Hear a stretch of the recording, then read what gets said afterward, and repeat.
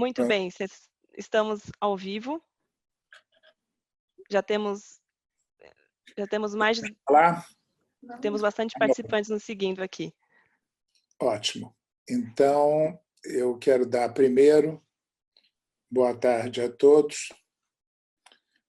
Quero já, como uma antecipação de conclusões, dizer que nós vamos entrar realmente num mundo diferente e que eu imagino seja um mundo mais cooperativo, mais colaborativo. E, por causa disso, esse webinar já começa com a cooperação de 3 entidades absolutamente líderes nos seus respectivos campos. A primeira delas é o Centro Brasileiro de Relações Internacionais, do qual eu fui vice-presidente, hoje eu sou um conselheiro, e que, a pedido do presidente Pio Borges, eu faço uma brevíssima lembrança, para quem não conhece, para dizer que é o mais respeitado, eleito por uma espécie de uma enquete internacional feita pela Universidade de Pensilvânia, o mais importante centro de estudos em política internacional da América Latina. Por que criamos isso no Brasil há 20 anos atrás? Porque entendemos que o mundo caminha para o que se chama a multilateralização das relações. Ninguém mais pode ser isolado no mundo, e o Centro Brasileiro de Relações Internacionais, através dos seus conselheiros, figuras de destaque na vida diplomática, como Celso Laffer, Marcos Azambuja, política, como Fernando Henrique Cardoso, como Zé Aldo Rabelo, portanto, gente de todas as tendências políticas, mas com um compromisso enorme em relação ao Brasil. Tenho muita honra de fazer essa abertura, como também tenho a honra de fazer a abertura da Casa Firjan. As federações de indústrias estaduais representam os sindicatos patronais das diferentes categorias profissionais. Esses sindicatos têm lá as suas demandas específicas, evidentemente, e têm também uma causa comum. A Firjan, eu diria que inovou ao criar a Casa Firjan, que é um centro de pensamento sobre o futuro da indústria e o futuro do Estado do Rio. Ela tem promovido estudos muito originais, consta com um corpo de conselheiros também de altíssima qualidade, dos quais eu destaco a Rosisca, Mangabeira Unger, o Eduardo Eugênio Gouveia Vieira e o presidente da Casa Firjan, que é o grande jurista Joaquim Falcão. A terceira entidade que eu tive prazer de poder juntar nesse webinar é uma empresa, mas é uma empresa singular. Porque as empresas de energia todas começaram a se estruturar como grandes empresas na metade do século XIX. No século XX, as petroleiras, as empresas de eletricidade se consolidaram, mas hoje a orientação, e daqui para o futuro, a orientação das empresas de energia é atender o cliente, atender o consumidor, com a energia que ele precisa, que seguramente será uma energia limpa, uma energia renovável, uma energia barata. E aqui no Brasil eu estou muito, posso dizer, bem informado para dizer que a Comerc é a empresa líder nesse campo, como tem sido reconhecido nos últimos 3 anos. Ela ganhou naquele ranking da revista Exame por 2 vezes a melhor empresa brasileira. Então, eu pediria ao presidente da Comerc, que é também uma empresa controladora da Megawatt, cuja presidente é a Larissa, que vocês já ouviram, o meu amigo Christopher Flavianos, para apresentar um pouco a empresa. Bom, obrigado, Alqueires. Uma boa noite a todos. Queria agradecer primeiro a Megawatt e a Larissa. O Alqueires, que teve a ideia de trazer um pouco dessa discussão mais filosófica, para a gente poder sair de um pouco desse lugar comum. A Rosisca, a Isabela, o Zé Roberto, bem-vindos, a Carla também. Acho que nós vamos ter uma noite muito boa de discussões aqui. A Comerc, como uma empresa de energia, ela olha sempre o horizonte do futuro e da evolução, olhando os 3Ds, a digitalização, a descarbonização, a descentralização. Essa é a tendência mundial, todos os países caminham para esses pontos, alguns mais rápidos, outros mais devagar, mas todos nós caminhamos para esses 3Ds. E olhando um pouco essa questão da utopia, a utopia significando um lugar ideal, que não é o agora, mas que pode ser construído no futuro. Eu vou fazer uma brincadeira e voltar 30 anos atrás só, dos 300 mil que nós estamos aqui no planeta, mas só 30 anos atrás, assim, 19 de maio de 1990, eu vou fazer uma pergunta assim, se a gente tivesse uma pandemia daqui 30 anos, como é que a gente enfrentaria essa pandemia? Onde a gente teria que ficar todos isolados, mas onde alguns poderiam trabalhar e estudar em casa por videoconferência ou fazer isso que nós estamos fazendo aqui, que é uma discussão com várias pessoas distribuídas aí pelo país ou pelo mundo, onde você poderia receber a ajuda do governo por um banco virtual, saber que em poucos dias a gente poderia identificar esse vírus, e ter a certeza que dali a alguns meses, espero, a gente teria a vacina. Então, só voltando 30 anos atrás, se a gente imaginasse o que seria essa utopia, parece que a gente já está muito mais longe do que a gente está hoje. Então, talvez essa utopia esteja muito mais perto do que a gente imagina. Agora, eu vou deixar essa discussão aqui para os especialistas. Tenho certeza que vai ser uma noite de grandes pensamentos. Sejam todos bem-vindos e vamos seguir aqui com o Dr. Alqueires comandando aqui o nosso webinário. Tá? Boa noite, um abraço a todos aí. Bem, eu esqueci de dizer que eu fui escolhido como coordenador um pouco por eliminação, por ser o conselheiro das 3 entidades, de modo que vocês vão ter que me tolerar nessa condição. E o título da pandemia, utopia, eu começaria dizendo assim, da pandemia eu não vou falar muito, não. Todos os outros webinários por aí têm falado muito da pandemia.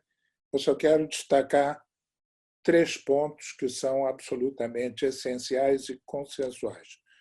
O primeiro, que para sair dos efeitos negativos dessa pandemia, nós temos 3 coisas a fazer. A primeira é confiar na ciência.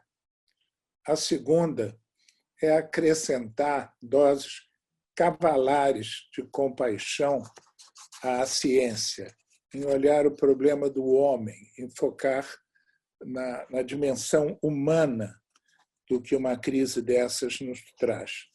E a terceira é deixar muito blá, blá, blá de lado e entrar em ações. Ações pequenas no nosso bairro, no nosso edifício, no nosso vizinho, e ações grandes para aqueles que a vida dá essa oportunidade. Essa é uma causa da humanidade. Agora, é da pandemia para a utopia. E aí a questão se complica. Porque a utopia foi uma palavra criada em 1510, quando um scholar inglês, Thomas More, escreveu um livro chamado A Utopia. Ele vivia numa sociedade profundamente injusta, numa sociedade com grande desigualdade, sobre o arbítrio do poder real, sobre o arbítrio dos poderes religiosos. 100 anos antes, o mundo tinha acabado de sofrer os efeitos da grande peste que matou metade da Europa. E volta e meia eles reapareciam em algumas cidades. E essa era uma época, ao mesmo tempo, em que havia muito estímulo. O Novo Mundo tinha sido descoberto há 10 anos, o Brasil, a América do Norte há um pouco mais, há 18 anos. E isso era algo que chocava assim, o mundo. Descobrimos continentes muito maiores do que nós somos. Descobrimos um caminho para a Índia, que tem uma população muito maior do que nós temos, e para a China, por extensão.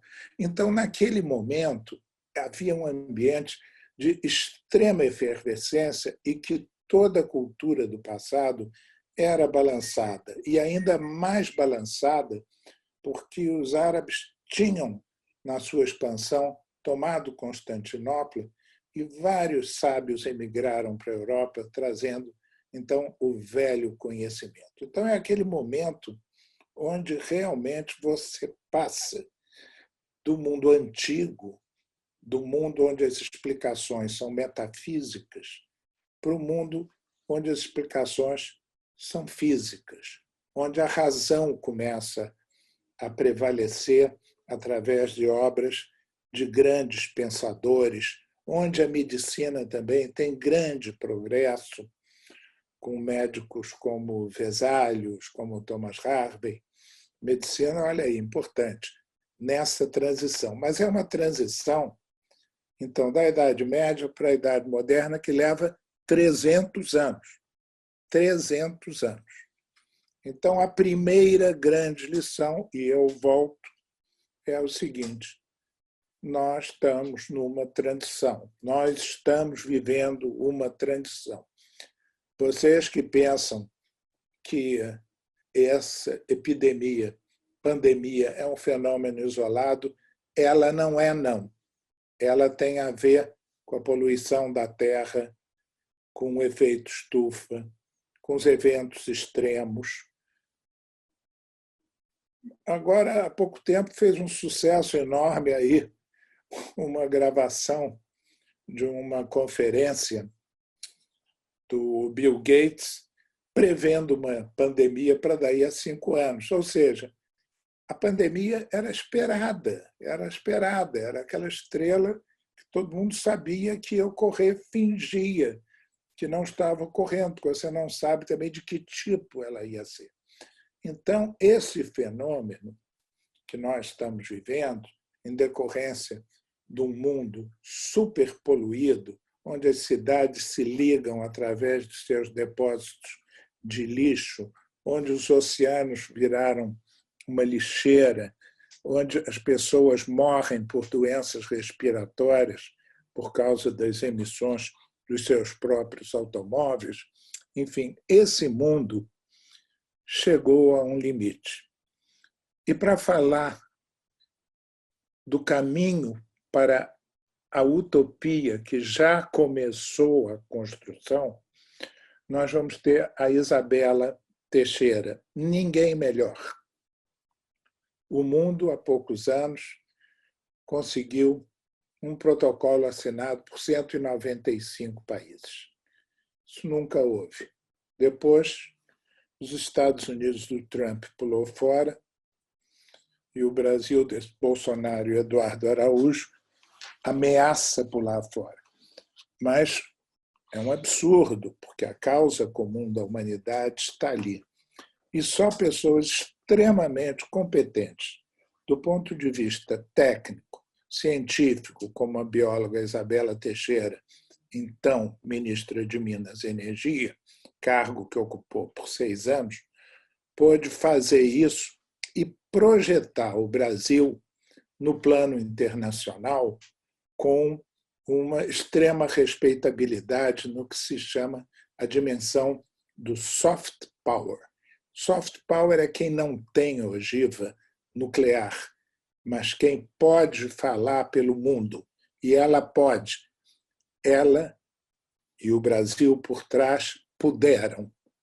Hoje perdeu-se muito. O SEBRE, há 15 dias, fez publicar um manifesto nos principais jornais apontando sua extrema preocupação com os rumos da política externa brasileira, que destruíram, de alguma maneira, alguma posição privilegiada que nós tínhamos conquistado. Mas, enfim, para falar sobre esse primeiro ponto, que isso não é um eventozinho que vai se resolver, não. Isso é algo que ocorre numa série de eventos que nós temos que mudar a tendência através do tipo de ação proposta nesse protocolo, do qual a Isabela vai falar. Mas falar disso, da Isabela, do protocolo, dos países, das entidades, é falar, vamos dizer assim, das instituições, mas tem algo antes, que são as pessoas. As pessoas têm que mudar. As pessoas têm que mudar a cabeça. Mudar a cabeça dura ou leva muito tempo para mudar a cabeça. Você precisa estudo, precisa exemplo, precisa tentativa e erro, e precisa, principalmente, mergulhar no conhecimento da história para abreviar essa transição. Nós temos que fazer uma transição de 300 anos em 30. E conhecer a dimensão do humano é sobre o que vai falar o nosso Zé Roberto Castro Neves. Zé Roberto é um grande advogado militante. Ele é mestre pela Universidade de Cambridge, onde, aliás, um dos grandes amigos lá do Thomas More, que escreveu a Utopia, escreveu O Elogio da Loucura, descrevendo a grande hipocrisia daquele mesmo mundo do qual o Thomas More queria fugir para a sua ilha maravilhosa, Utopia, sabendo que ela não era alcançável. Utopia quer dizer no land, quer dizer, em grego, a terra que não existe. Nós temos que fazer do nosso mundo um mundo que existe, dentro das limitações, evidentemente, mas um mundo que existe. Conhecer o humano é conhecer Shakespeare. Zé Roberto é um dos maiores shakespearianos brasileiros, após a unanimidade geral, que era a Bárbara Eliodora, que grande amiga nossa, minha, dele e tal, e que, infelizmente, perdemos essa mulher admirável, grande shakespeariana brasileira.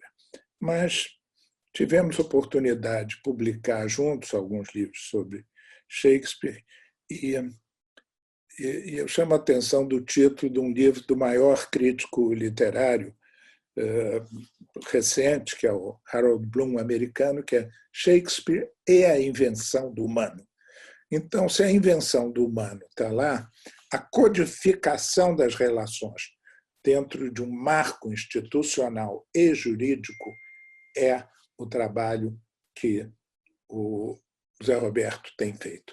Zé Roberto escreveu os grandes julgamentos da história, escreveu Como os advogados salvaram o mundo e escreveu A Invenção do Direito e uma série de livros. É responsável pela editora da OAB, é professor da PUC, é professor da FGV, sem dúvida nenhuma, é um dos maiores intelectuais brasileiros, em que pese a sua idade. Por fim, tendo a Isabela tratado das grandes questões e o Zé Roberto das instituições e dos homens, nós não vamos sair dessa situação iguais a como nós a entramos. Nós vamos ter lesões. O mundo terá sequelas nas suas instituições, perderá dinheiro, perderá o ritmo, algumas empresas quebrarão, mas nós todos seguramente perdemos algum ente querido nela, perdemos, de alguma maneira, a esperança em algumas coisas, e nós vamos ter que aprender a viver com uma incerteza. Eu pensei um pouco sobre como tratar isso, não consigo fugir a um exemplo muito doloroso pessoal. Uma vez eu e a minha mulher ajudamos a minha filha a fazer a mala dela e do neto, porque eles iam passar um fim de semana fora. Pegaram um avião, foram viajar, e o avião caiu e eu perdi uma filha e um neto. E as pessoas vinham dizer, vocês vão superar, vocês vão superar. Nós não vamos superar coisa nenhuma, nós não queremos superar. Nós incorporamos isso na nossa existência, procuramos viver por ele, mas, sem dúvida nenhuma, somos diferentes. E eu acho que a humanidade inteira vai ser diferente, porque terá tido uma perda nesse momento de orgulho, de prepotência, de que tudo dá certo, que eu posso cortar o petróleo, que eu posso mandar um drone matar o general inimigo. Quer dizer, nesse momento do auge do orgulho, nós estamos tomando uma trombada e os maiores, ela começou na China, que é, por um lado, a maior potência por um lado, e agora está até ultrapassando os efeitos, e de muitos, nos Estados Unidos, que é a maior potência do outro. Isso está sendo mostrado como são frágeis as coisas, como são incertas. E eu acabo dizendo que, dentro da incerteza, o navegar é preciso e, contrariamente à letra da música, o viver também é preciso. E esse tema, que aí é muito fácil, como viver na incerteza, eu deixo para Rosisca, membro da Academia Brasileira de Letras, educadora pós-graduada, mestrado e doutorado na Universidade de Geneve, uma autora do livro da Reengenharia do Tempo. Então, a palavra está com eles e eu começo por convidar a Isabela a fazer a sua exposição.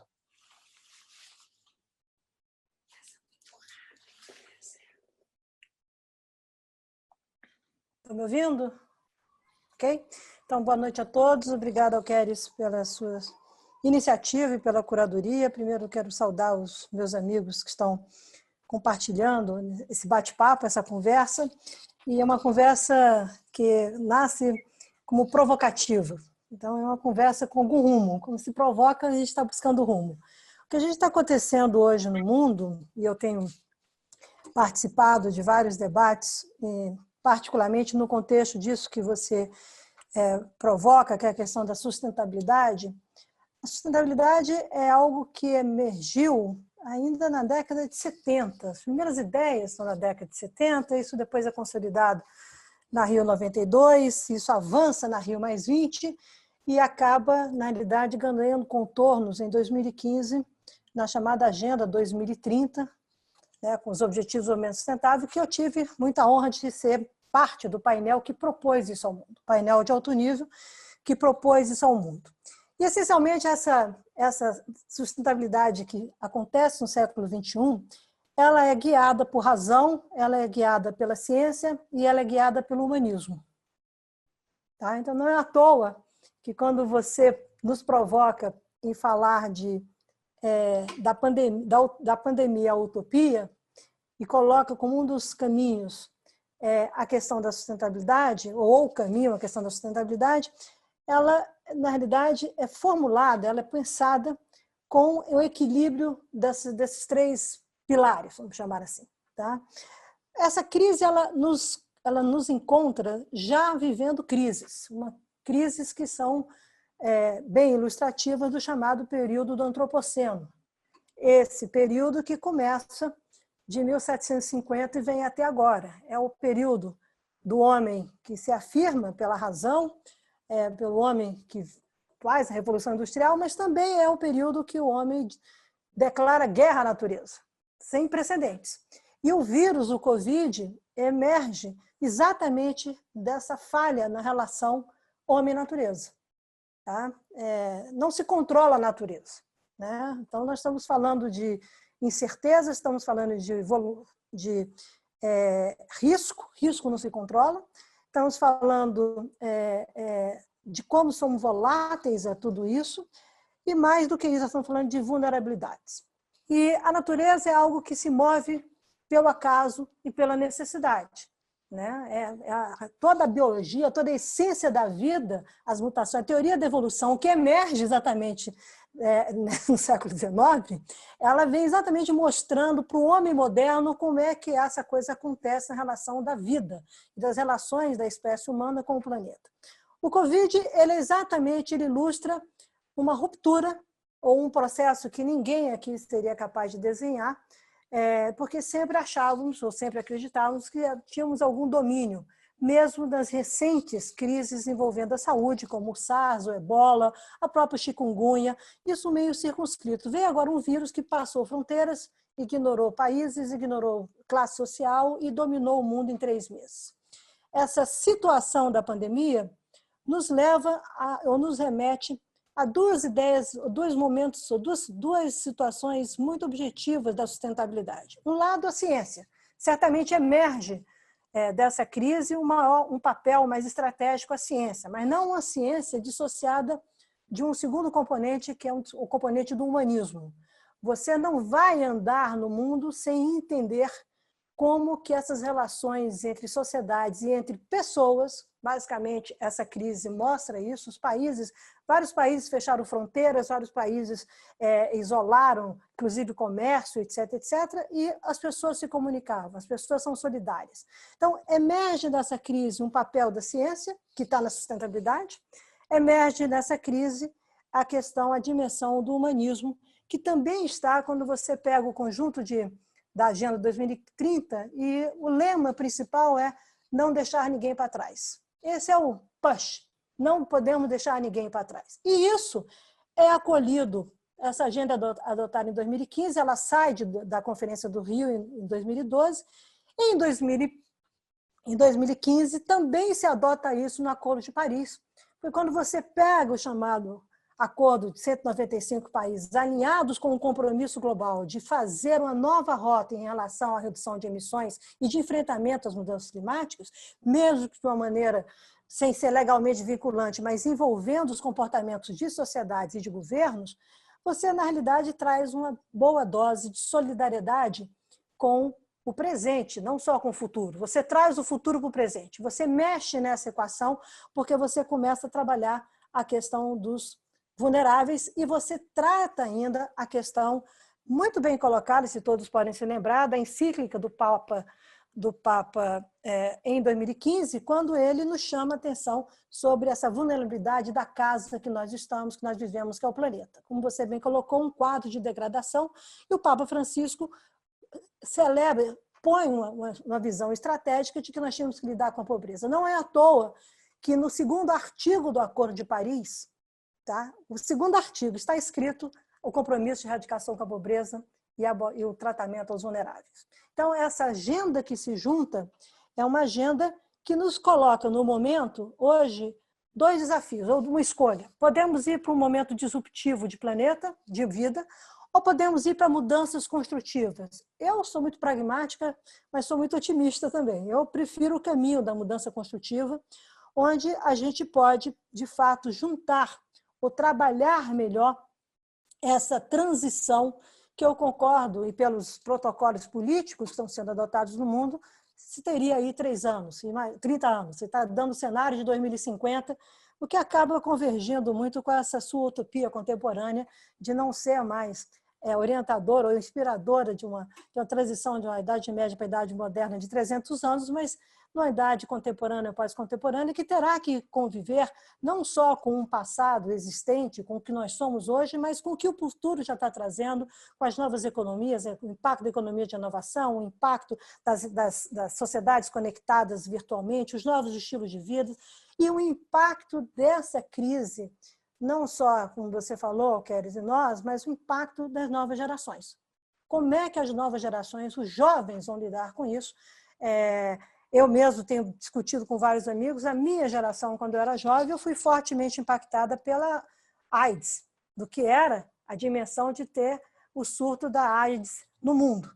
Né? Obviamente que de uma configuração muito distinta, mas isso colocou para a minha geração um sentimento permanente de vulnerabilidade em relação a determinados comportamentos que definiam a minha liberdade como indivíduo. Então, de novo, a sustentabilidade vem também como um caminho de lidar com as liberdades individuais e coletivas no mundo onde as sociedades tão distintas precisam convergir, precisam buscar caminhos onde você possa ter um desenvolvimento mais justo e mais inclusivo. Meu último comentário aqui, para poder ajudar no debate, é que se nós vamos para o caminho da razão, se nós vamos para um choque, um novo choque de razão, eu acho que a gente precisa ter um iluminismo verde nesse choque de razão.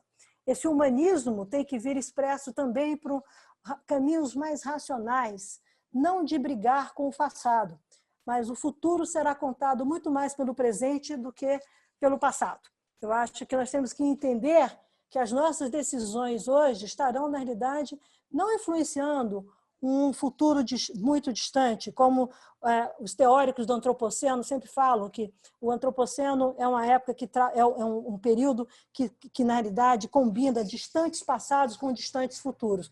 A pandemia veio para mostrar que não é tão bem assim. Os distantes futuros estão agora aqui, eles estão na nossa antessala, mobilizados por esse desafio de uma nova dimensão de humanismo, mobilizado pela incerteza, que eu acho que nós não vamos nos livrar delas, e mais do que isso, mobilizados talvez por uma nova construção nessa relação complexa entre passado, presente e futuro, talvez um novo código social de vida da humanidade com a natureza e com os seus. As expressões dos regimes políticos de democracia, de liberdade, são absolutamente essenciais que estejam presentes nesse novo desenho, e isso significa tratar as fronteiras ecológicas, tecnológicas, econômicas e sociais numa perspectiva muito distinta do que nós vimos tratando. Então, a sustentabilidade oferece isso, ela se renovou com essas agendas, com a Agenda 2030 do Sistema de Development Goals, com o Acordo de Paris, e agora espero que se renove, termine esse ciclo com a nova Agenda Global de Biodiversidade. Só para ir de melhor alocação de recursos naturais no mundo, uso mais eficiente. Vocês terem dimensão do que eu estou falando, as pessoas não têm dimensão disso, o que a China consumiu entre 2011 e 2013 de cimento foi o que os Estados Unidos consumiram no século XX todinho. Tem uma dimensão do impacto sobre o planeta e não se traduziu em redução de desigualdades ou em novos empregos. De onde você tirou isso? Porque o Covid nos mostra um grau de informalidade nos países em desenvolvimento sem precedentes, tá? E uma ruptura muito séria, que a gente vai ter dimensão disso mais à frente, de tecidos sociais que envolvem os vulneráveis. Então, a gente tem que ter dimensão disso. O que está acontecendo na Amazônia hoje não é só o desmatamento, que é gravíssimo, você está tendo rupturas de processos estabelecidos, de tecidos políticos sociais, que nós vamos ter que dar conta disso no presente. Não achar que a gente tem tempo para cuidar disso no futuro. Não tem. O futuro está sendo feito hoje. Então, que a solidariedade ganhe esses novos caminhos, a partir de uma utopia, ou a partir de uma pandemia, mas que não leve, então, uma utopia verde, se eu posso fazer essa brincadeira com você. tá? Como ministra de Meio Ambiente, eu acho que eu tenho que lidar com todos esses verdes que estão no mundo, ex-ministro, mas mais do que isso, mostrar que o Brasil e o mundo têm caminhos para seguir. Só precisamos ter mais união, talvez que a Covid nos traga isso. Obrigada.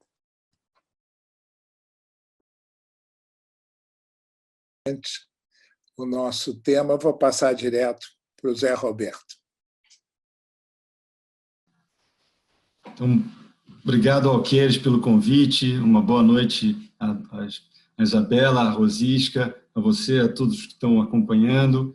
Eu queria te agradecer, Alqueires, também pelo elogio carinhoso, afetuoso que você fez, e dizer que, na verdade, nessa nossa mesa virtual, eu sou fã seu, como você sabe, da Isabela, da Rosisca, que eu sou um leitor assíduo, enfim, eu é que sou aqui o fã de vocês. Eu vou tentar ser bem objetivo até, para a gente não perder o tempo ouvindo depois a Rosisca, que certamente vai ser o grande finale aqui dessa noite tão agradável.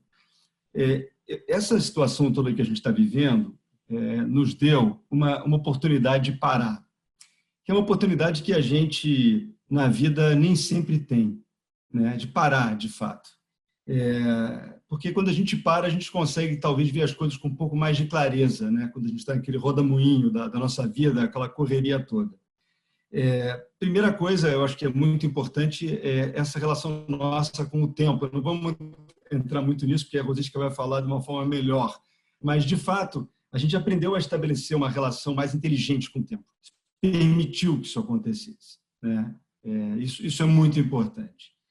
O meio ambiente, que é o tema da Isabela, a gente tem aprendido coisas incríveis também nesse momento. Eu gosto muito de ficar olhando as estrelas aqui no Rio de Janeiro, tem um telescópio, e o céu está lindo como nunca vi, parece que é céu de serra. Ontem foi veiculado um vídeo, não sei se vocês viram, da praia de Botafogo com água cristalina. Incrível isso, né? Como o homem destrói, de fato, isso, a gente consegue ver isso com muita clareza nesse momento.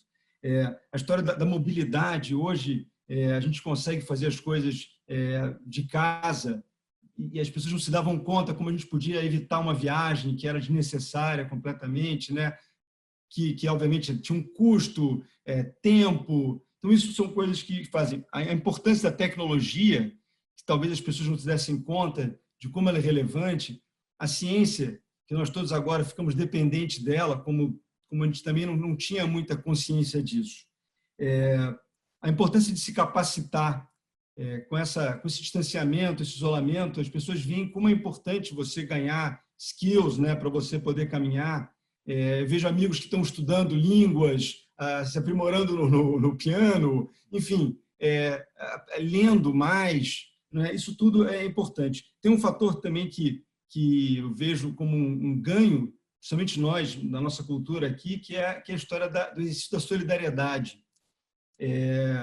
Muitas pessoas que nunca tinham feito nenhum ato de filantropia têm, nesse momento muito duro, atuado para fazer atos de filantropia, que é uma coisa maravilhosa, é um sentimento bom, você dá para a sociedade de uma forma, exercício da generosidade, né? Como perceber como isso é valioso, e a gente não fazia muito isso. E agora, várias pessoas que nunca tinham doado nada, de repente entraram nisso como uma coisa altamente positiva. Então, isso tudo são ganhos desse momento que você para de pensar. Mas é óbvio que tem um lado muito, muito nocivo também disso, né?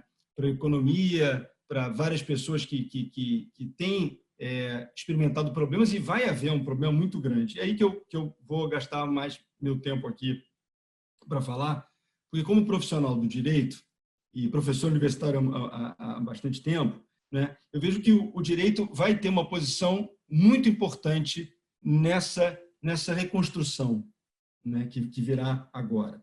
A gente paga hoje no Brasil um tributo muito grande pela falta de liderança. É uma pena o que a gente está vendo, né, em termos de ausência de um comando único. Esse comando desconcentrado, a gente vai pagar bastante por isso, já estamos pagando por isso.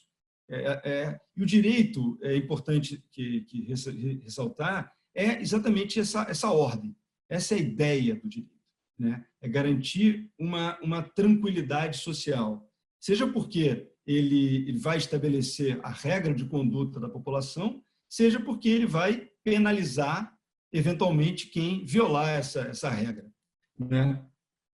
Então, essa questão de segurança social sempre foi o ordem e progresso, ordem, pelo menos certamente, da nossa horrível, né, morte da nossa bandeira, certamente tem a ver com isso. Nessa pandemia, advirá um mundo de problemas, das mais variadas formas, e que já estão acontecendo. A gente vê isso, né? Já sente isso, o judiciário cuidando disso. O problema é que, assim como os hospitais não podem ficar soberbados, porque é um problema, a gente vê hoje um tribunal, nosso judiciário, absolutamente lotado de causas. Não sei se vocês têm experiência, muita experiência, mas que não sabem dizer, os juízes têm um mundo de ações para julgar e, humanamente, é impossível que eles deem conta da quantidade absoluta. Os números são assustadores, né, do número de causas que tem. E o brasileiro tem uma mente demandista, né? A gente aqui vai para a corte, vai para o judiciário, então eu vou brigar, né? É um país dos advogados, tem um número absurdo, tem mais de 1 milhão de advogados inscritos no Brasil hoje, é um número totalmente bestial, né? Enfim, então, essa situação, essa realidade, ela já existe hoje. E com a situação da Covid, onde a maioria das pessoas vai passar por algum problema, vai transformar essa situação dos tribunais ainda mais catastrófica. Então, tem duas situações que a gente tem que examinar sobre esse fenômeno e de qual vai ser o porvir. Uma é uma questão estrutural, né? Como é que a gente vai resolver esse problema estruturalmente, né? Vai ser, claro, pelo uso da tecnologia. Então, você já sabe, hoje em dia já os processos todos eles andam virtualmente, você tem uma economia de papel muito grande, mas é tudo no computador, e aos poucos isso vai ser uma realidade completa no Brasil inteiro, isso é um primeiro aspecto.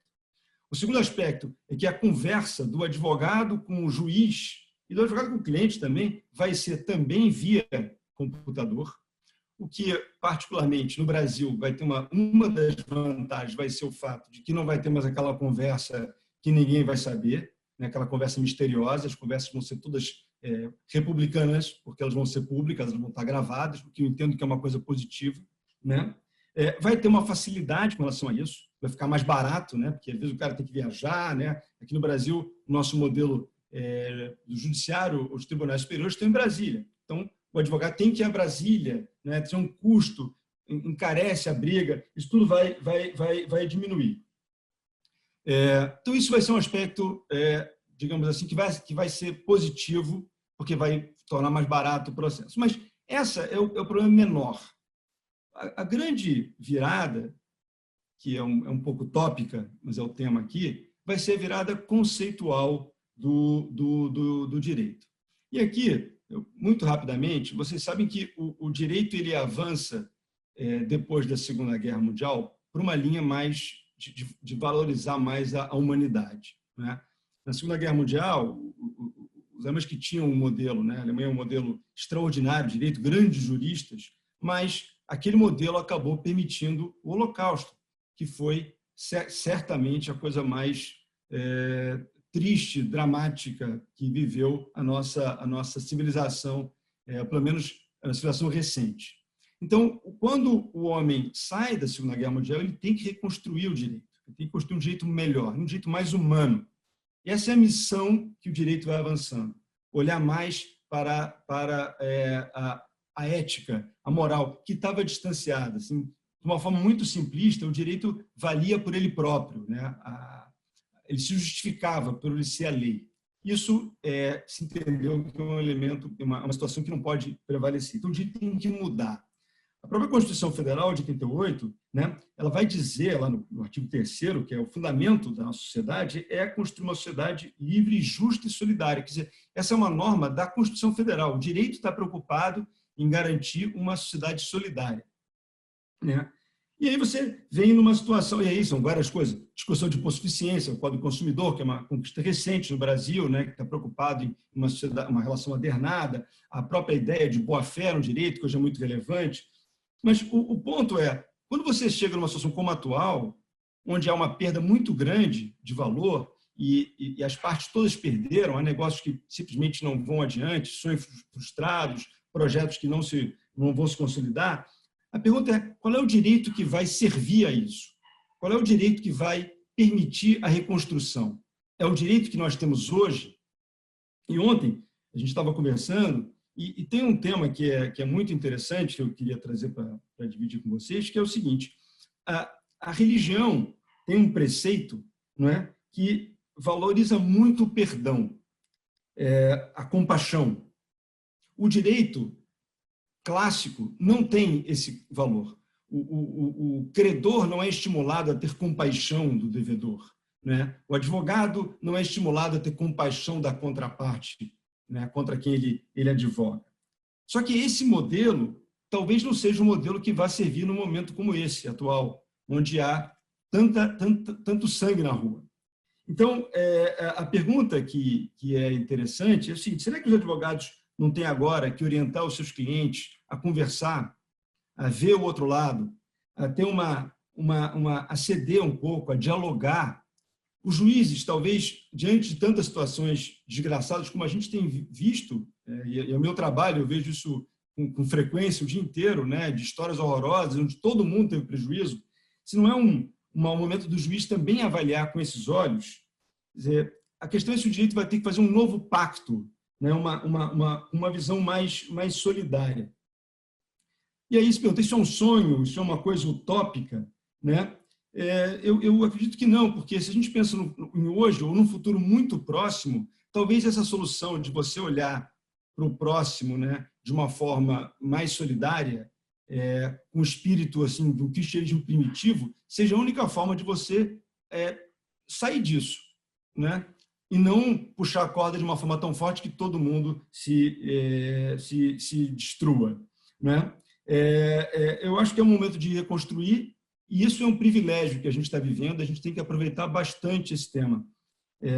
Eu vou encerrar aqui, mas o Alqueires provocou a história do Shakespeare, eu queria só terminar falando um pouco disso, né? Citando uma das peças mais conhecidas e favoritas de muitos, que é Romeu e Julieta, que pode parecer para algumas pessoas uma peça meio ingênua, e não tem nada de ingênua, mas tem uma lição, Romeu e Julieta, que eu acho que vale muito a pena falar agora, que é o seguinte, os amantes morrem, mas o amor não morre, né?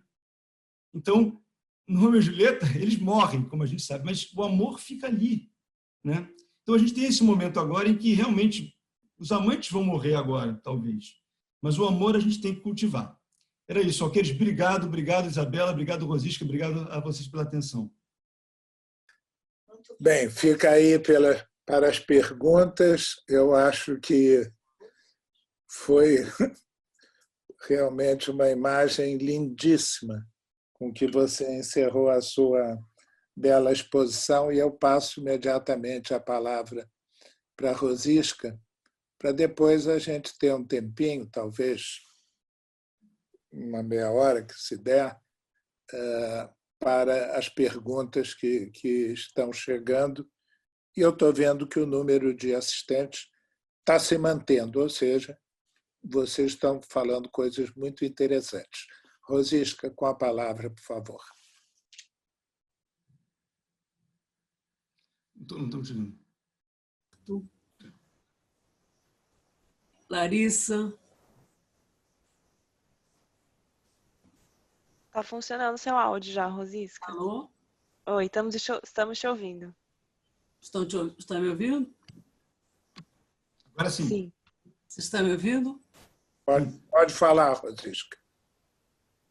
Muito obrigada, Alqueires, pelo convite.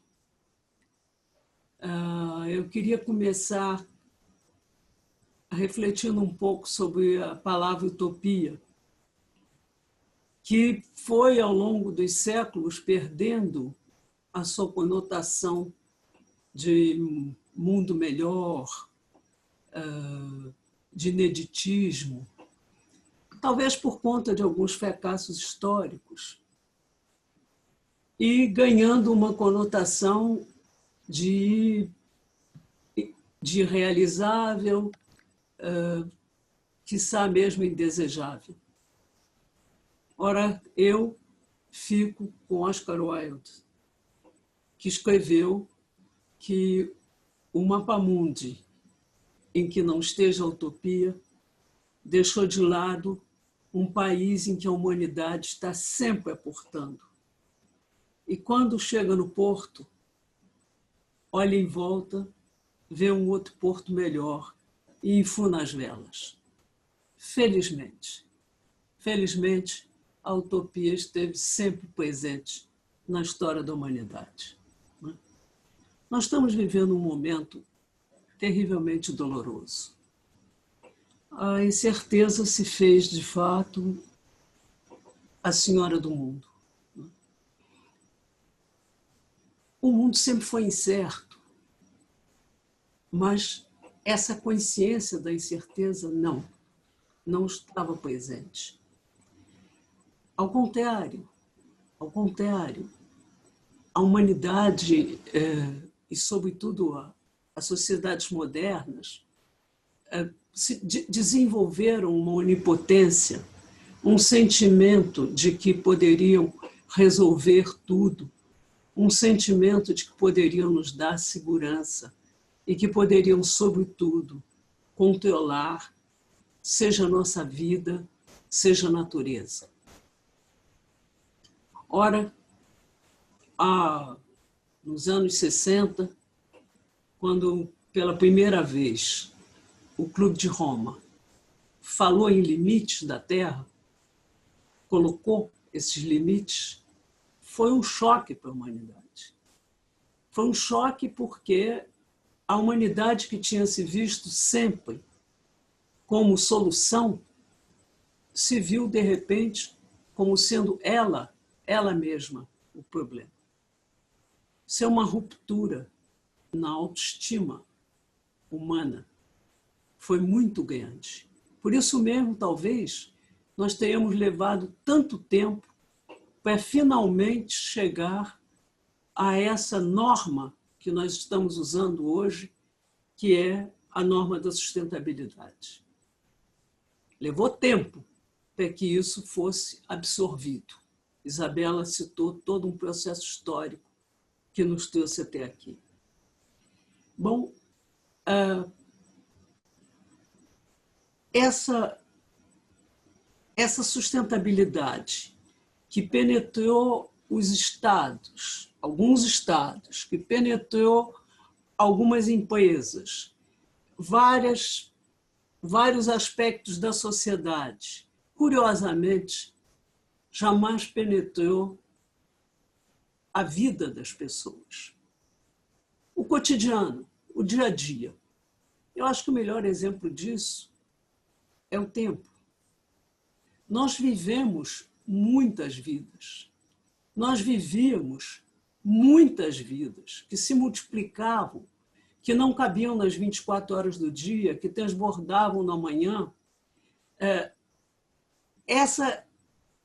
Essas vidas insustentáveis eram as vidas que nós vivíamos. E, de repente,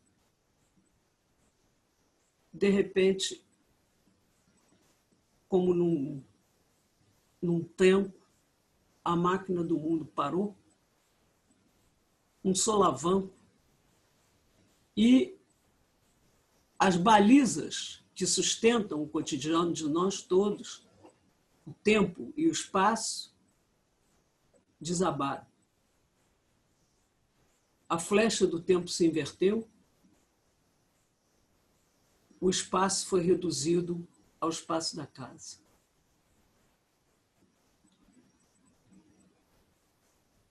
Nós tínhamos tratado até então o nosso tempo sem perceber que ele era o meio ambiente impalpável no qual a nossa vida evolui. Tínhamos tratado sem perceber a poluição das horas. Não tínhamos percebido que era um recurso não renovável e que esse recurso não renovável o homem mais rico do mundo não compra, porque a morte não vende. Enfim, de repente, esse tempo mudou a nossa percepção do tempo e mudou também a nossa percepção do espaço, porque a própria casa, que nos é tão familiar, de repente, pelo fato de nós não sairmos dali, ficamos com um certo sentimento de estranheza diante de tudo isso. Não é? Bom, nós estamos apostando na ciência para dar uma resposta a essa imensa aflição que o planeta inteiro está vivendo. Estamos apostando muito na ciência e temos que apostar nela. Mas, contrariamente às religiões que lidam com dogmas e com certezas, a ciência lida com experimentação, lida com erro. A ciência se autocorrige. As verdades científicas são biodegradáveis, têm uma alta combustão. Portanto, haverá uma vacina, haverá um remédio. Quanto tempo nós vamos viver essa situação que nós estamos vivendo? Esse vírus insidioso, ele vai voltar? Ele continuará nos assombrando por muito tempo? Incertezas. Nós só temos incertezas. A única certeza que nós temos é que, doravante, nós vamos ter que viver com a incerteza. E nós que estamos convencidos de que esse mundo tem que mudar, sobretudo, depois que a desigualdade indecente em que nós vivemos se tornou irrefutável, transparente, irrefutável, nós que estamos convencidos de que isso tem que mudar, nós estamos discutindo o que fazer depois da pandemia. Como é que nós vamos viver depois da pandemia? Ora, o futuro da utopia se constrói hoje. O que nós podemos fazer agora é o que nos arranca da situação de vítimas. É o que nos devolve a nossa humanidade, reconstrói a nossa humanidade. É o que, mesmo tentados dentro de casa, é aquilo que vai nos tirar dessa condição de vítimas e nos transformar em sujeitos cujos atos dão sentido à sua vida.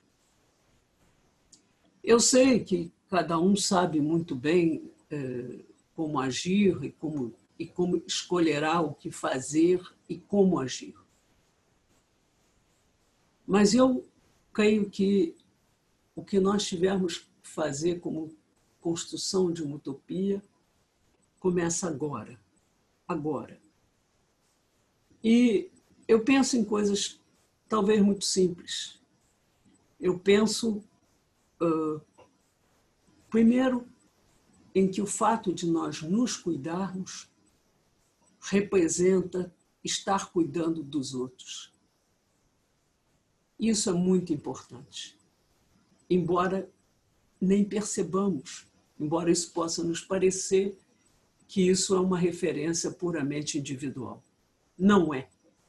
Na medida em que nós nos cuidamos, nós não estamos só nos protegendo, nós estamos protegendo os outros também. Em segundo lugar, cuidar dos próximos. Aqueles que estão no nosso horizonte de visibilidade, aqueles que nós podemos ajudar e que estão precisando de ajuda. e, finalmente, no plano mais amplo da sociedade, ajudar os mais vulneráveis. Porque não pode continuar esse horror a que nós estamos assistindo. Eu penso que a utopia de um mundo mais humano não será até depois da pandemia. Eu penso que ele, de certa maneira, já está em curso nos atos de muita gente. E penso que os gestos que nos reconciliam com o valor de cada vida e que fortalecem a nossa humanidade, esses gestos são aqueles que nós podemos chamar de base de construção de um mundo mais utópico. Utópico no sentido em que o Zé Luiz deu, quer dizer, da construção de um mundo melhor, de um mundo mais justo, mais humano. Tanto Isabela quanto Zé Roberto insistiram nessa dimensão da humanização.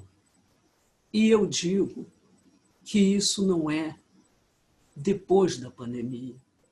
Eu penso que isso é agora. E penso mesmo que a utopia de um mundo melhor, ou ela começa agora, por obra de cada um de nós, ou ela não se realizará amanhã.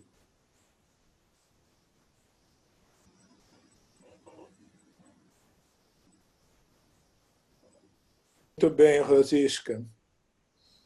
Muitíssimo obrigado por tocar tão profundamente, para usar o clichê, os nossos corações e mentes.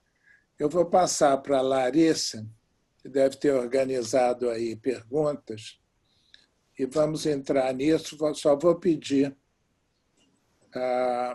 aos que forem mobilizados para responder, fazer da maneira mais breve para a gente poder atender o maior número possível de respostas. Você pega, então, Larissa? Sim, eu queria agradecer aqui, temos a Carla, temos a Fejan e a Sébria, que a gente está conversando bastante, trocando ideias para organizar essas perguntas. E a gente queria começar falando um pouco sobre desigualdade. A Camila Maia trouxe essa pergunta. A pandemia atinge todos de forma igual, mas as populações mais pobres são as mais vulneráveis e correspondem à maior parte das vítimas no Brasil e no mundo. Como falar em desenvolvimento mais justo e inclusivo a partir de agora, se o ponto de partida será tão desigual? Exatamente porque isso se tornou evidente, e para quem ainda não sabia, embora já fosse bastante claro, a pandemia, o que uma certa comédia social encobria, a pandemia descobriu.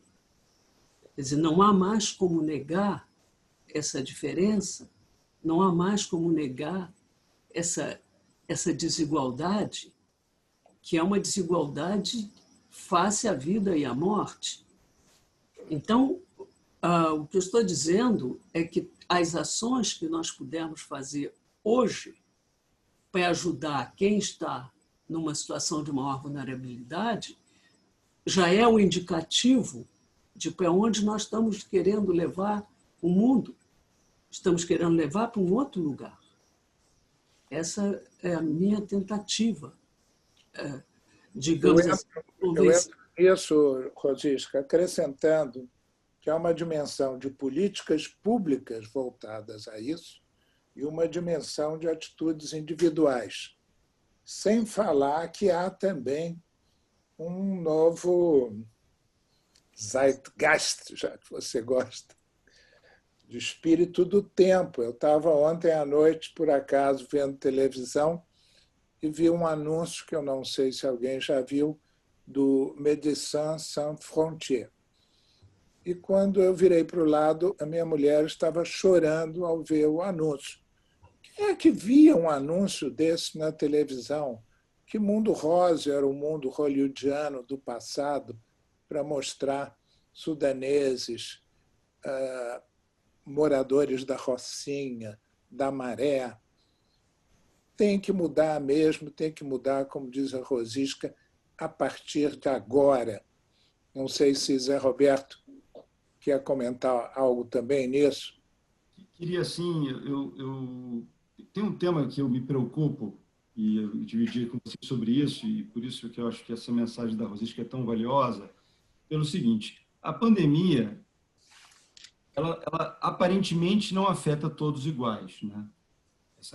Aparentemente, porque, de fato, há muita gente que está em casa, levando sua vida, claro que mudou, está em casa, mas sem se dar conta de que a grande parte da população do Brasil, um país tão desgraçadamente desigual, não passa pela mesma situação.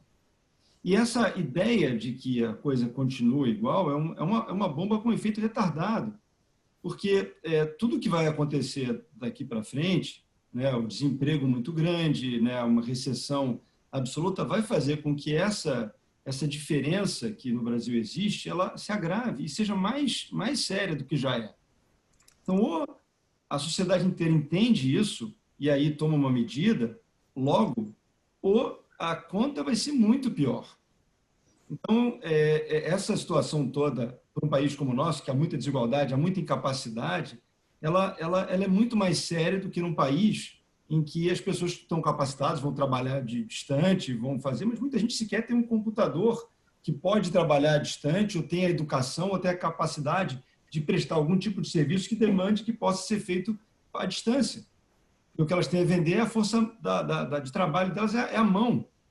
Então, eu acho que ou a sociedade compreende que essa história toda é mais grave e age rápido, ou a conta vai ser muito séria num país subdesenvolvido como o Brasil.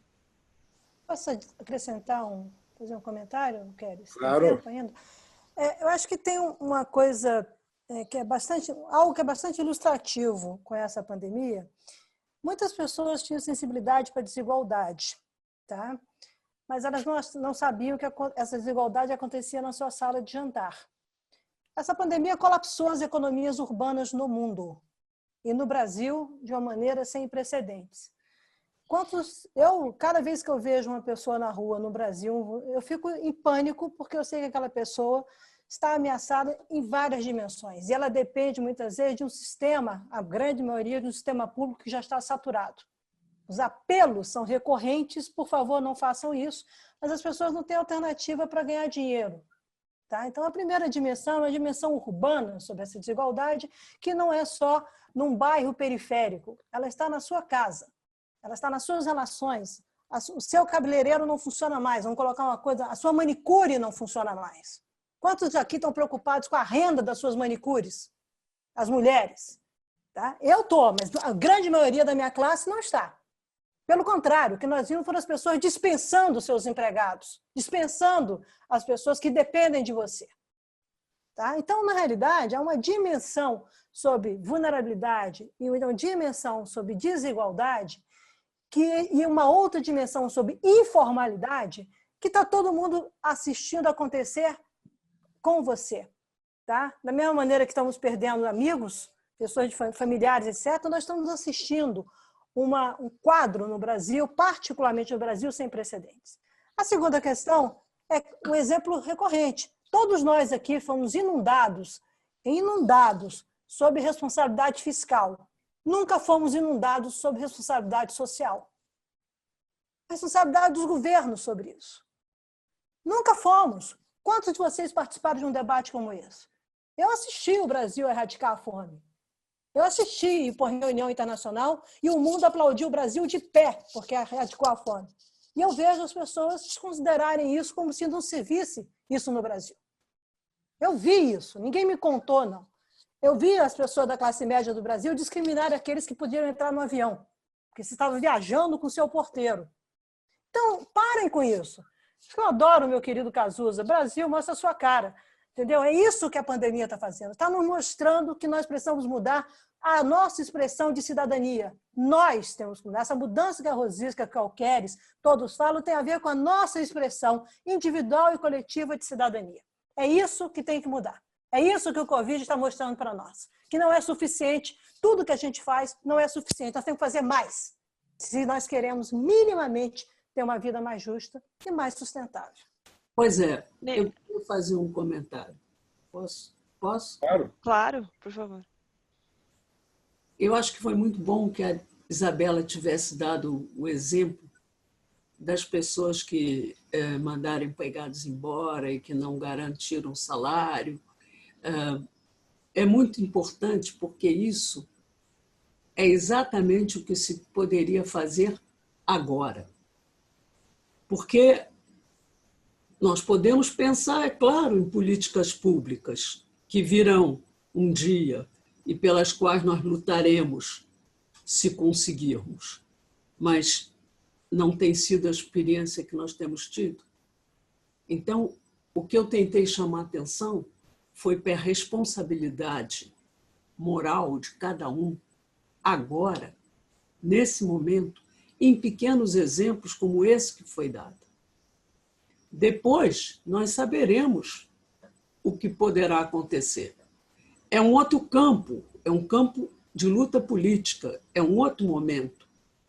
Mas agora, para construir as bases de uma mentalidade que não toma justamente a desigualdade, a miséria, que não toma esse horror a que se está assistindo nos hospitais, não toma isso como normal e se movimenta no sentido de fazer alguma coisa para minorar esse mal, a construção dessa mentalidade é que eu acho que é fundamental para que se possa ter alguma esperança de que nós estaremos num caminho do que o Zé Luiz chamou da construção de uma utopia. Eu estou insistindo no agora por isso, porque agora há muito o que fazer nesse momento pelas pessoas que estão precisando de ajuda. Quantas pessoas estão mobilizadas? Eu creio que muitas. Muitas estão mobilizadas, mas poderíamos ser muito mais. E é por isso que eu estou insistindo nesse ponto, de que o futuro está se jogando agora. Eu tenho duas perguntas nesse sentido desse debate, conforme a gente foi construindo. A Alessandra Magrini e o Ramon Melo trouxeram duas perguntas, a gente sintetizou elas. Como fazer para caminhar para essa convergência colaborativa quando vemos o crescimento de dinâmicas soberanistas com esvaziamento de agentes internacionais de articulação multilateral? E, numa sequência, as pessoas estão negando a ciência, não têm compaixão para o próximo e pouquíssimas ações efetivas de resgate da sociedade. O Brasil é um caso isolado? Ramon Melo escreveu. Eu vou falar muito rapidamente, porque como teve essa referência à soberania, eu vou sugerir a quem perguntou, Alessandra, que você consulte aí e assista o debate do SEBRE, é acessível para todo mundo, entre o embaixador Marcos Azambuja e o presidente Fernando Henrique Cardoso, que trata exatamente desse tema. Trata da mudança na estrutura do poder mundial que saiu daquele momento da Guerra Fria entre Estados Unidos e Rússia para um momento de um certo predomínio imperial americano, mas que não se manteve, até por falta de liderança mesmo. Os Bushes não são nenhum líderes mundiais. E a China, então, emerge, mas sem uma vontade assim, explícita de ser a líder mundial, talvez querendo comer o mingau pelas beiras, e a grande esperança do que os diplomatas chamam o multilateralismo, os franceses chamam o mundo fractal, onde essa própria divisão do poder torna a pressão sobre os componentes menores mais suportável. Eu vivi uma época, eu creio que, dentre os debatedores, a Rosisca, muito ligada também a esses temas, do tiers-monde,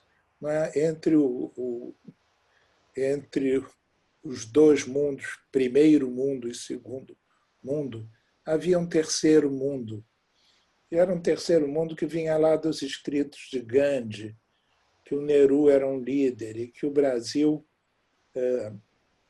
jogou muito bem nesse terceiro mundo, com Santiago Dantas e com outros pensadores, com economistas como Celso Furtado, com pessoas que tentaram trabalhar um mundo não do certo e errado, do branco e preto. Eu acho que essa atomização do poder é fundamental para que não haja essa regressão de soberanias fechadas, que a gente naquela época chamava de modelos albaneses. Mas eu até deixo esse comentário para a Rosisca continuar um pouco. Pois é, Alqueres, eu penso que o Brasil esteve muito perto, por exemplo, de uma liderança do terceiro mundo. O Brasil teve uma política externa que conseguiu se manter durante anos, uma política entre interesses superiores, mas com um grande grau de independência. Essa política foi completamente destruída agora. Completamente destruída. Eu não vejo como nós vamos conseguir reconstruir,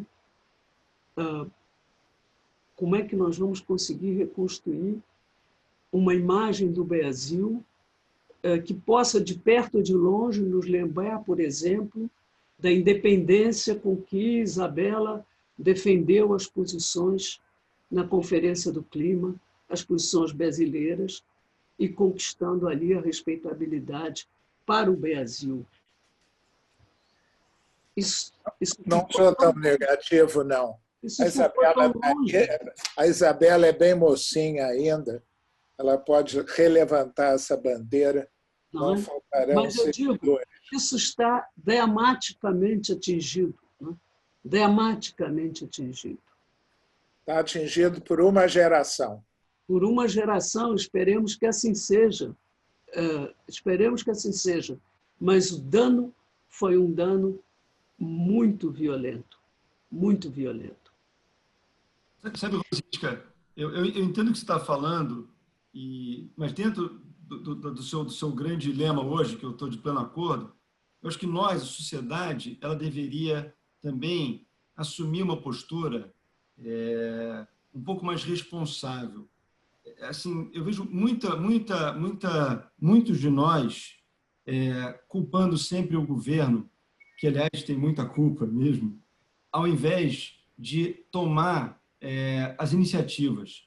Essas situações de filantropia que têm sido vistas agora, muito valiosas, são movimentos de pessoas como nós, né? Esse cuidado que a Isabela falou, que ela tem toda a razão, não é? Eu acho que aqui tem que ver essa solidariedade, esse senso, como eu falei, né, de um cristianismo primitivo mesmo, de ajuda à comunidade nesse momento duro.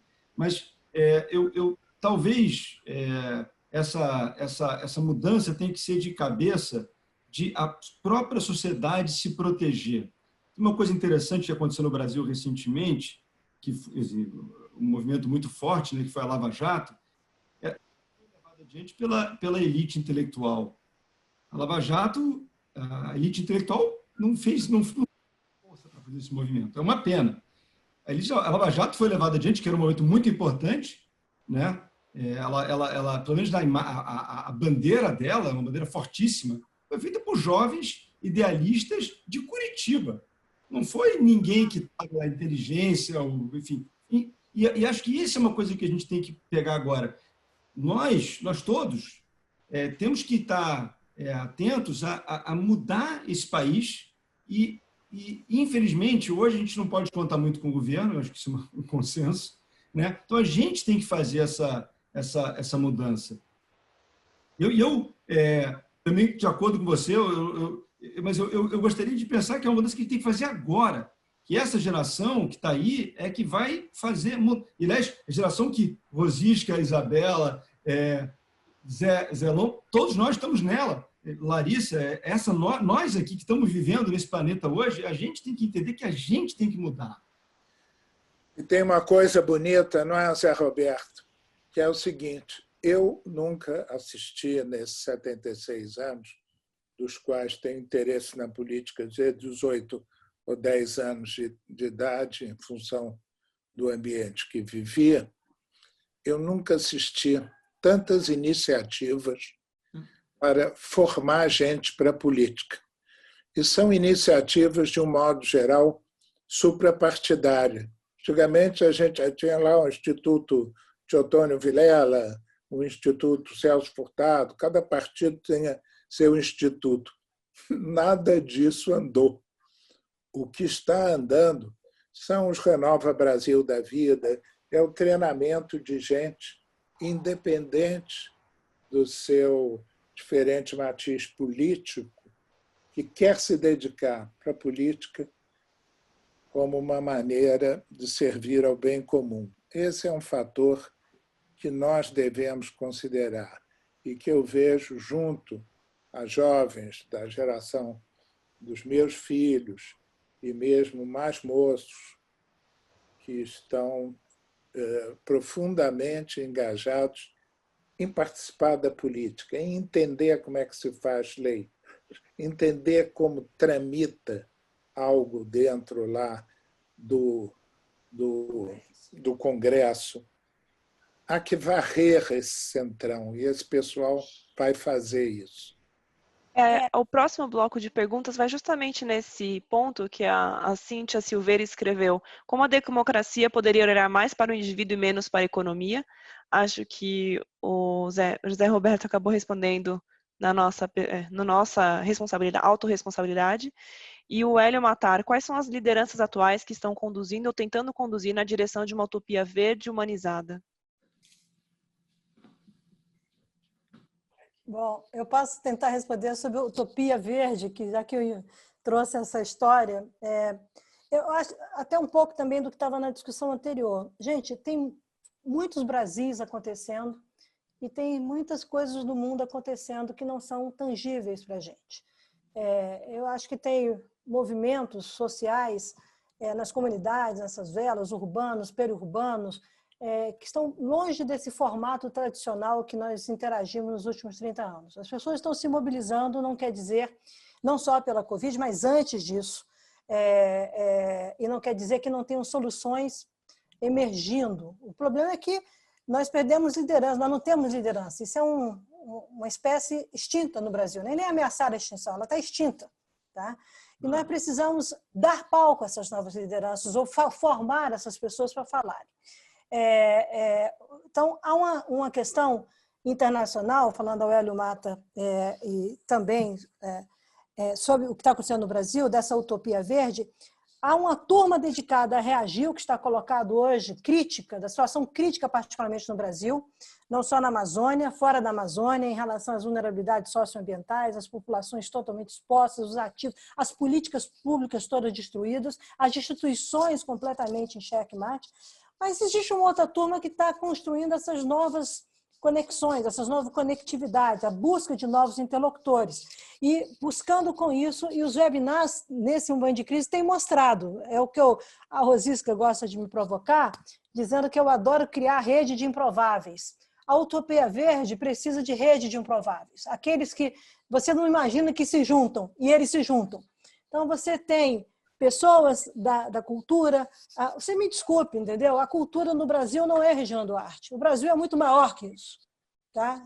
Eu me recuso como brasileira a assumir isso. Então, é essa reação que nós temos que fazer e mostrar que existe, porque o próprio Hélio Marta, com a Cristina, tem o Fórum da Manhã, e eu tive a oportunidade de ver debates lá em Tiradentes com pessoas que eu não conhecia e geniais, falando dos movimentos urbanos da periferia em Belo Horizonte, elegendo pessoas, como é que eles compartilham os gabinetes na Câmara Municipal, como é que aquilo é vivo, como é que a história, o próprio movimento que elegeu a Marielle, como é que isso está vivo, isso não está perdido, isso existe. Quando se fala sobre direitos sociais, direitos individuais, quando se fala da luta contra a homofobia, quando se fala contra o racismo, esses grupos estão vivos. Isso é o Brasil. Nós não podemos apequenar o Brasil, pelo amor de Deus. Quem está no governo hoje apequena o Brasil. O Brasil não é isso. Então, nós temos que reagir e construir em cima dessa ideia que eu acho maravilhosa de uma utopia, que você age cuidando dos seus, daqueles que lhe cercam, daqueles que fazem o seu dia a dia, da família ou que são provedores de serviço, mas esse cuidar da expressão humanista que você precisa e dar o cuidar do Brasil. Então, eu acho que precisamos descobrir... Nós precisamos discutir global affairs de novo. Soberania, eu aprendi em 35 anos como servidora pública que a gente não declara, a gente exerce como sociedade. Há um exercício da soberania. Como que o Brasil quer exercer a sua soberania? Não é com o que nós estamos vendo hoje, lamentavelmente, aqui na Praça dos Três Poderes, em Brasília. Isso não é soberania. Desculpe, isso não é exercício de sociedade sobre... Então, o que os europeus estão fazendo hoje no New Green Deal deles é um exercício de soberania. Compartilham valores, compartilham visão, compartilham projetos, compartilham respeito entre si da sua diversidade entre países e sociedades. Nós precisamos fazer isso no Brasil. Podemos fazer? Já estamos fazendo. Nós precisamos só aglutinar, usar essas tecnologias de informação, que, como o Zé falou, também falou, estamos aqui aprendendo a lidar com isso, é uma nova realidade, não vai mudar, vai ser assim mesmo, pior até para nossos handicaps, mas nós temos que lidar e trazer os jovens. Eu quero que os jovens venham para Brasília. Enquanto isso, eu fico curtindo o mundo e adorando fazer essas coisas todas, porque a minha contribuição em Brasília já aconteceu, viu, Cariz? Agora eu estou fora. Agora, eu acho o seguinte, você não vai por aí... É por aí que o Brasil vai. Se livrar tão cedo.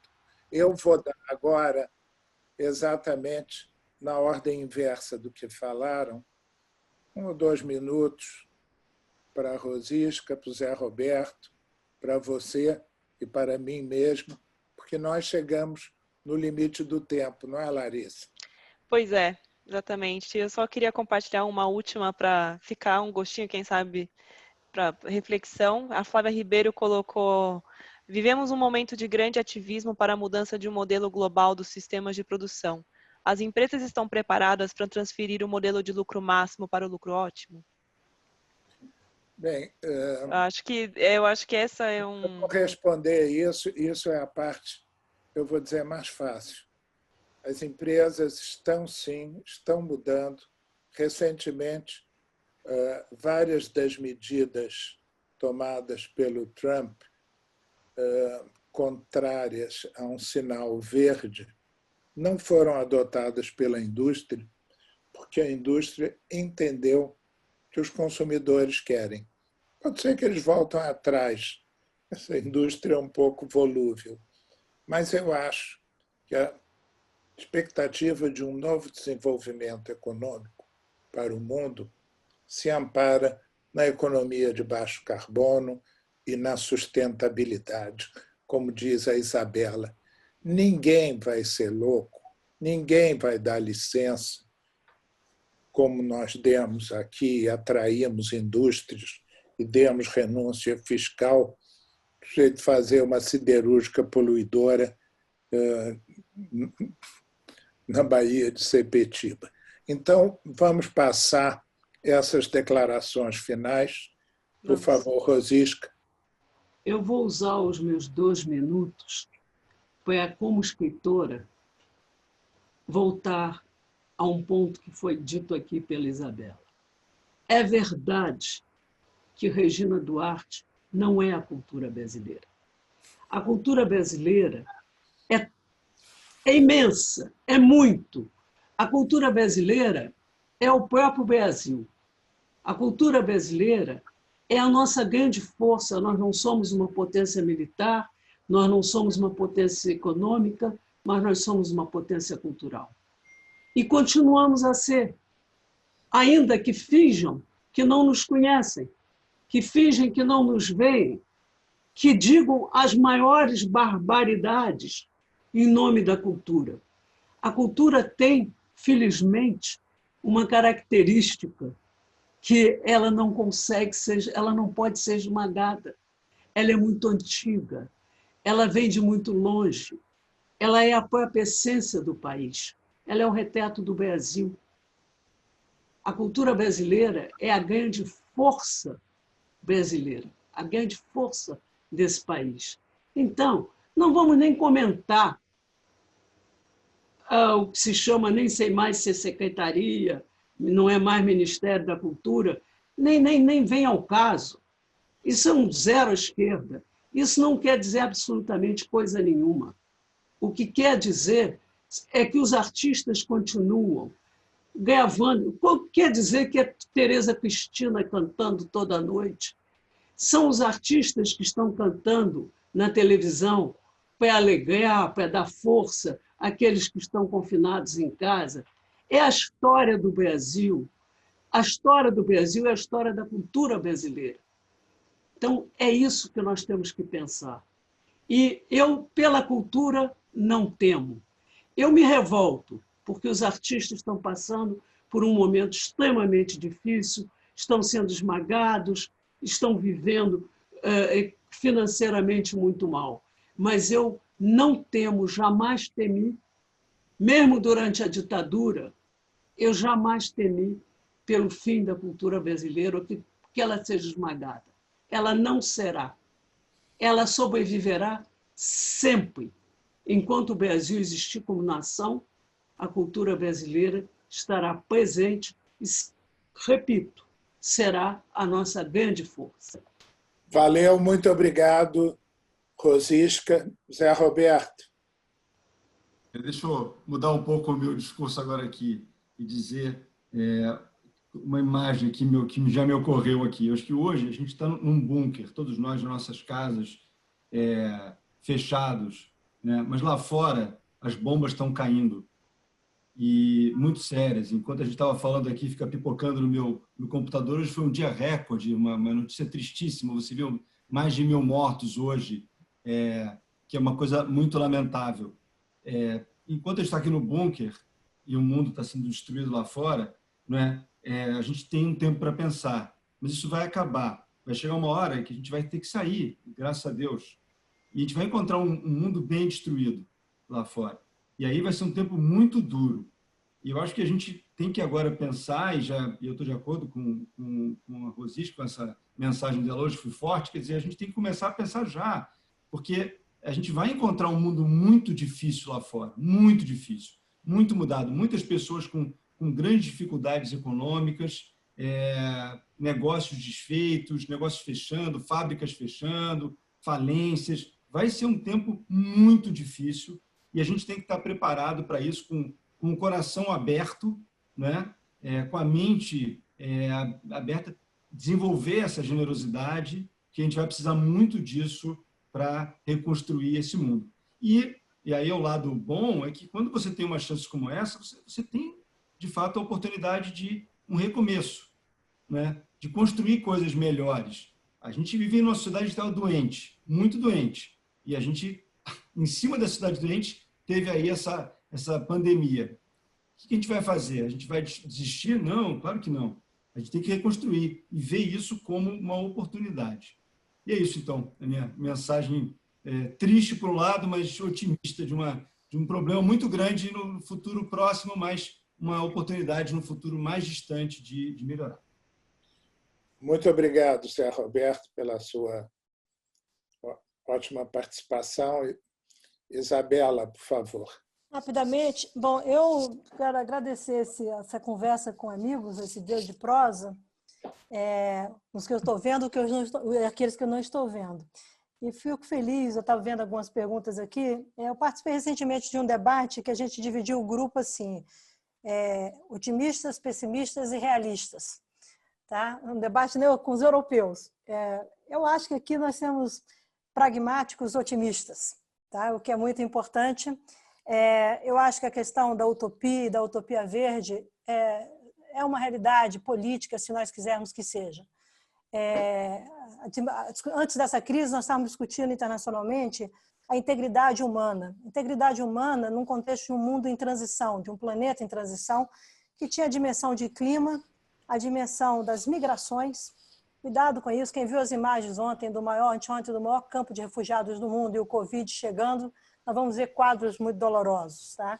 E a questão da saúde. Esses 3 pilares modelam o debate sobre integridade humana. E, ironicamente, esse relatório, o primeiro relatório que trata disso, vem do governo americano, do Departamento de Estado americano, que nega clima, que é contra migrações e que faz o que faz com a Organização Mundial da Saúde. Então, é óbvio que essa fotografia não está colocada dessa maneira.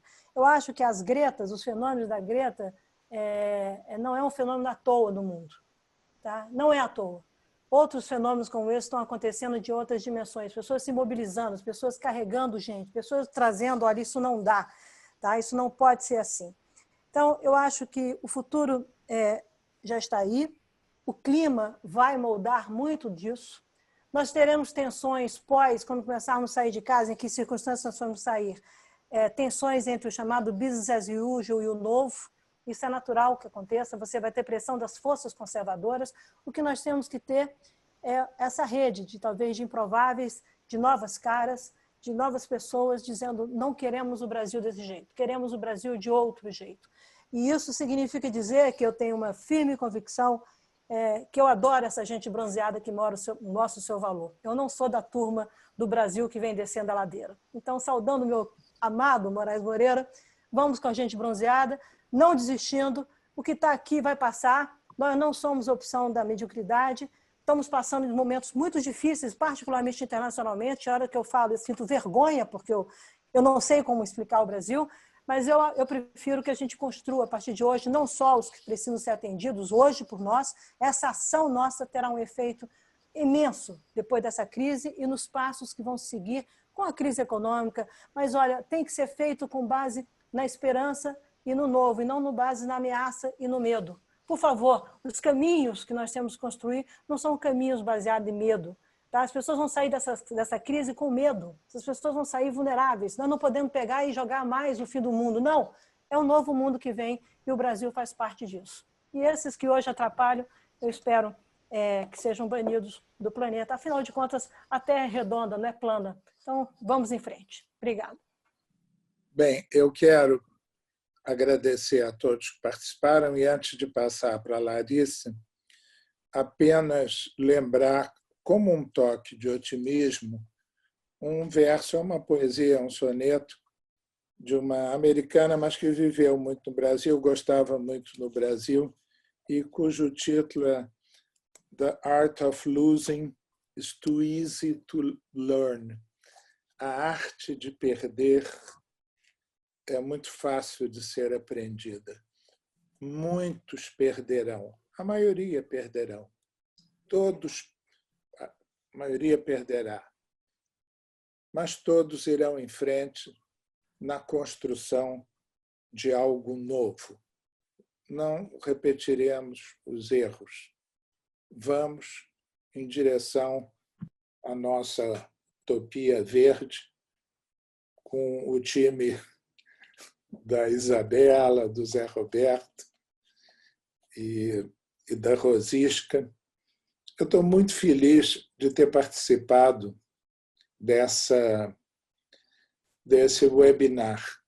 Tenho visto muito, tenho ficado muito cansado de todos, tendem a ser repetitivos, são muito duros, são muito úteis, têm informações, mas eu creio que poucos, ou talvez nenhum, eu vi que o componente humanidade estivesse tão presente e tão imbricado dentro de cada um.